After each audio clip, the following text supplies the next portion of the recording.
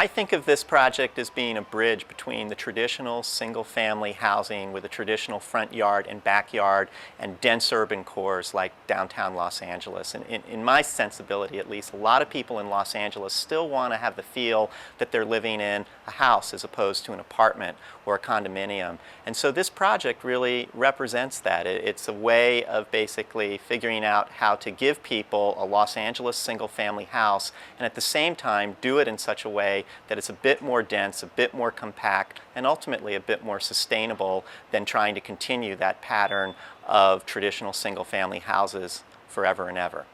The small lot subdivision ordinance, which the city passed in 2005, gave developers the opportunity to subdivide lots that were zoned for multifamily residential purposes into smaller lots such that they could build single-family houses on them.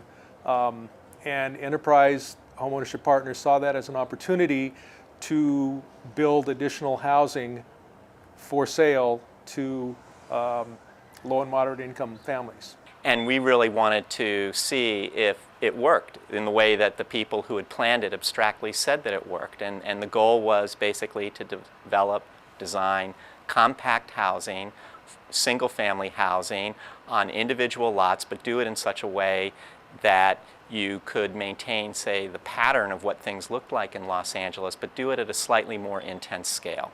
Really, one of the first times in Los Angeles we have for sale single-family housing in the form of townhouses, creating a small community that becomes part of a larger community of people who become stakeholders in their community because they're living in a single-family house. And I think that's a really interesting precedent for Los Angeles, and it was really pretty wonderful being associated with that.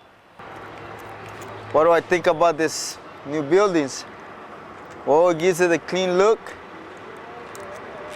It gives people a dream, I believe. Make it look better. A clean-cut neighborhood like this maintains the city, I guess, more organized.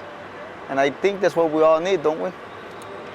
One of the things that we were really interested in when we designed this project was figuring out how very small gestures like the design of a fence or the making of a gateway or the designing of a step that leads into your house or a small front porch, that all of those things could create opportunities where people would understand what was theirs, what was common, what was public, what was private, and allow there to be on a daily basis a type of conversation. So I always imagine when we were designing these, and I was thinking a lot about this, is, well, what happens when the person in the morning comes out of their house after breakfast and they first stand on their front porch and look at the day, and then maybe they see a neighbor but they're behind their gate, and then they come out in the gate and then they greet another neighbor. And all of those things need to be considered and were considered when we were designing this project. In the big sense, we really were interested in designing a compact development that had more units on the lot than would have traditionally been found in this neighborhood. So that's really one of the major ways that we address sustainability in the city. In the small picture sense, we were also very interested in sustainability, so we built into these houses a lot of technologies. They go all the way from the roof, where there will be solar cells, to water conserving plant materials, to some consideration for trying to choose materials that had no harmful gases or toxic wastes associated with them.